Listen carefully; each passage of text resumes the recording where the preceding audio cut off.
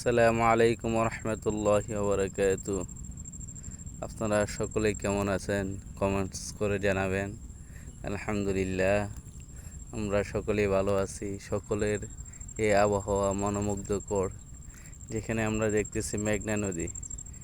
চারদিকে শুধু মেঘনা নদী বয়ে আছে। মেঘনা নদীর এখন জোয়ার চলতেছে। এই যে আমাদের এখানে একজন নৌমাঝি, তার নৌকাটা ফুটো হয়ে গেছে, তিনি এটাকে উল্টোভাবে করে রেখে দিয়েছেন। এই যে আরেকটা আপনি দেখেন, এই যে আরেকটা নৌকা আছে, এখানে আরেকটা নৌ আছে। এই যে এখানে আরো 1 2 3 4 5, এখানে আমাদের 4 আছে। এই যে আইসিটি টিচার, যিনি দাসাদি কামিল মাদ্রাসার, দাসাদি দারুসুন্নাহ ইসলামিয়া সিদ্দিকিয়া কামিল মাদ্রাসার প্রভাষক আইসিটিতে। আপনারা যে কোনো আইসিটি সমস্যা থাকলে নিয়ে আসবেন স্যারের কাছে, বা ফোন হোয়াটসঅ্যাপ আপনারা স্যারকে নক করতে পারেন, কোনো সমস্যা নাই। স্যারে খুবই আন্তরিকতা আপনাদেরকে দ্রুতভাবে সলিউশন দিয়ে দিবে।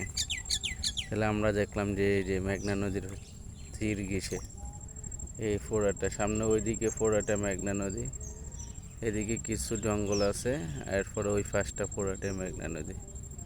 ওটা ঢাকাগামী, চাঁদপুর থেকে ঢাকা চলে যাচ্ছে মেঘনা নদী বয়ে বয়ে। ওইদিকে আবার কিছুটা চর দেখা যাচ্ছে।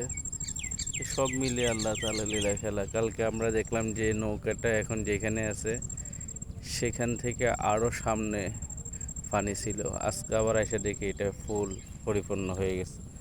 আসলে নদীর পাশে যারা বসবাস করে, আল্লাহ তাআলা তাদেরকে সে ধৈর্যশীল বানিয়েছেন। তাদের কখনো বাস্তুচ্যুত হয়ে যায়, তারা কখনো এখানে ঘর বাড়ি হারিয়ে ফেলেছে। এখানে আমরা দেখছি এখান থেকে আরও 5 কিলো পর্যন্ত অনেকেরই ঘর বাড়ি ছিল, কিন্তু আজকে এই অনেক আগ থেকে তাদের এই ঘরবাড়িগুলোকে নদী নিয়ে গেছে। এখন তারা এখান থেকে অন্যদিকে যেয়ে বসবাস করে। আর এই আশেপাশে বাড়ি আছে। এই যে এদিকে আমরা দেখতেছি নৌকার ডাক শোনা যায়, ইঞ্জিন নৌকা। ওই অনেক দূরবর্তীতে দেখা যাচ্ছে না, সেখানে আমরা দেখতেছি লঞ্চ, স্টিমার সব কিছুই চলতেছে। তো সকলে দোয়া করবেন যে আল্লাহ রাব্বুল আলামিনের অপরূপ সৃষ্টি কত সুন্দর। আমরা আসলে নদীর পাড়, নদীর তীরে না আসলে এটা বুঝতে পারবো না। আল্লাহ রাব্বুল আলামিন বলেছেন পবিত্র কালামুল্লাহতে, সূরাতুর রোম আমরা জানি 21 নম্বর পাড়ার একটা সূরা। রোম সাম্রাজ্য যেটা, ওই সম্পর্কে আল্লাহ তাআলা এই সূরাটা নাযিল করেছিলেন। এই রোম সাম্রাজ্য সম্পর্কে ওই সূরাতুর রোম আল্লাহ ইরশাদ করেছেন, কুল সিরু ফিল আরদ, তোমরা পৃথিবী ভ্রমণ করো, তোমরা পৃথিবীকে দেখো, জানো, বুঝো, শুনো। কুল সিরু ফিল আরদ ফানজুরু, এরপরে দেখো, কাইফা কানা আকিবাতুল, কুল সিরু ফিল আরদি ফানজুরু কাইফা কানা আকিবাতুল্লাযিনা মিন ক্বাবল। যে আল্লাহ রাব্বুল আলামিন, যারা আল্লাহ তাআলাকে অস্বীকার করেছে, তাদের জন্য কেমন শাস্তি রেখে দিয়েছে। এই জন্য আমরা পৃথিবী ভ্রমণ করব। পৃথিবী ভ্রমণ করা রাসূলের সুন্নাহগুলো আমরা আলোচনা করব, দেখব।